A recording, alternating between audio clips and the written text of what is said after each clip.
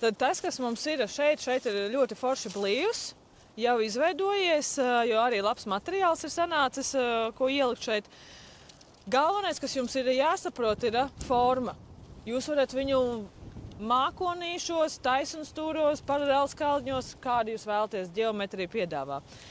Nākamais, kādas ir jūsu spējas fiziski, vai jūs varat nogriezt, vai jūs varēsiet visu dienu šādi turēt dzīvžogu šķērus un ar viņām strādāt. Tomēr tā ir slodze mugurai, slodze rokām un būs arī uzstrādāta vēderpresīte. Tomēr vasaras sezona tuvojās. Jātrenējās. Nākamais arī sāns, tā kā strādājam. Man, piemēram, personīgi ļoti patīk ielikt alkoni gurnos, ja tāda ir, ja. Tad, un šādi arī balstā turēt un griezt. Mierīgi es varu visu šeit visu smuki nogriezt. Mazāka slodze ir uz rokām un es varu ilgāk izturēt visu dienu arī strādājot. Līdz ar to jums ir jāsaprot arī savas spējas. Tātad mērķis, ko jūs gribat no tā dzīvžoga un savas fiziskās spējas un laiks.